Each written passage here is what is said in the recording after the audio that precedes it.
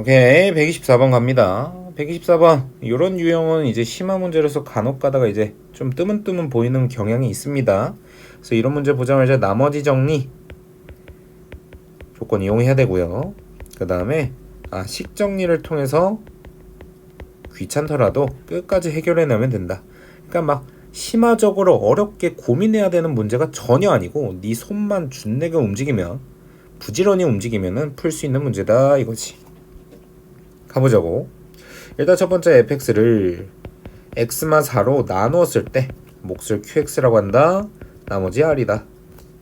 그 다음에 qx를 x마 4로 나눴더니 어떤 몫이 있겠죠. q'x 나머지 r분의 1이다. 이 상태에서 기억 보기 볼게요.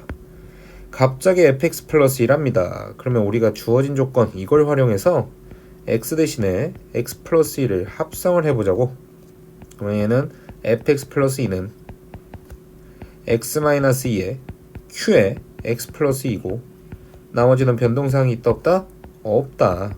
따라서 우리는 식해석을 들어가면 fx 플러스 1을 x 마이너스 1로 나눴을 때 더 이상 나눌 수 없는 상수 r이 나머지겠다.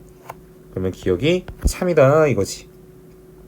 두 번째, fx를 x마 4 제곱으로 나눈 나머지와 fx 플러스를 x-2의 제곱으로 나눈 나머지랑 같다. 갑자기 2차식으로 나눠달라는데 얘만 가지고는 조건으로 x마 4 1차로 나눴을 때밖에 모르잖아. 근데 우리는 qx에 대한 정보를 또 옆에서 얻어낼 수 있지. 그럼 이 qx를 대입해놓고 생각을 해보자고. 대입해보면 fx는 x마 4 곱하기 qx 대신에 x마 4에 q'x에 더하기 r분의 1을 대입하고 더하기 r 이렇게도 정리해줄 수 있지. 그래서 분배해서 정리하면 x마 전체 제곱의 q'x에다가 더하기 r분의 1의 x마 4 더하기 r이고, 이 식을 해석해보면 fx를 x마 제곱으로 나눴을 때 몫이 나올 것이고 얘를 나머지라고 부를 수 있다가 되려면 얘가 최대 1차식이어야 돼. 왜? 2차식으로 나눴으니까.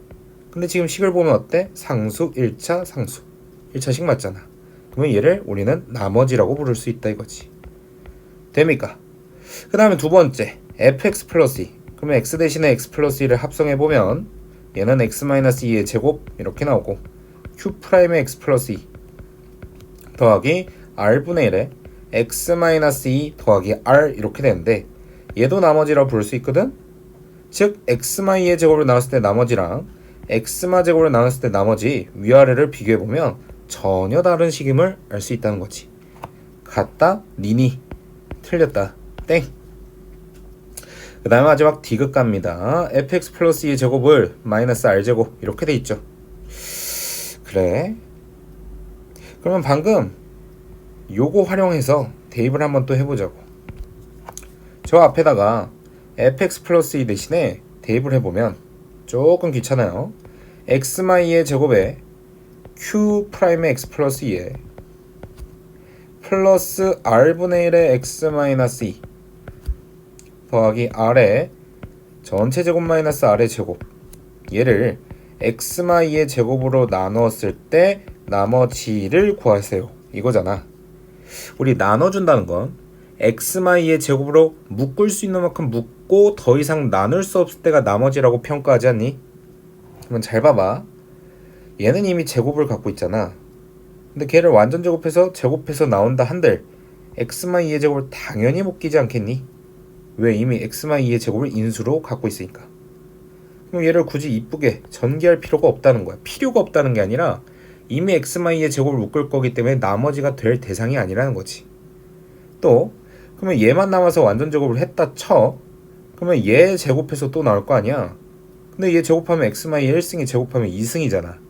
그러면 x-2의 제곱을 또 묶일 테니까 우리가 나머지로 생각하는 대상이 아니라는 거지. 그 다음에 우리가 제곱 곱셈 공식을 써보면 얘 제곱에 2개 곱해서 2배하고 얘 제곱해서 나오잖아. 그러면 이제 2배 해주시면은 r분의 1 곱하기 r 하면 사라지고 2배 하면 2x-2 더하기 r제곱, 이게 나머지가 될 대상인데 뒤에 꼬랑지에 마이너스 r제곱이 있네, 그지? 지워진다. 그럼 이제 2x-2만 남는데 걔는 x-의 제곱을 더 이상 묶을 수가 없으니 걔는 이제 우리가 말하는 나머지라고 말할 수 있는 대상이 되겠지. 이해되니? 요거를 완전 제곱해서 전개해봐도 상관없어. 나는 귀찮아서가 아니라 합리적으로 생각해보자는 거야. x-의 제곱을 묶을 건데 이미 2차가 있어. 전개 필요 없잖아. 묶일 텐데. 얘도 완전 제곱해봤자 어차피 1차를 제곱하면 2차가 되니까 묶일 거니까 굳이 전개할 필요 없잖아. 그러면 나머지 애들만 전개해서 더 이상 묶이지 않네? 나머지네? 이렇게 가면 되지. 근데 우리 문제에서 나머지가 x-2니 땡! 2x-2지. 그래서 답은 1번이다. 이해되니?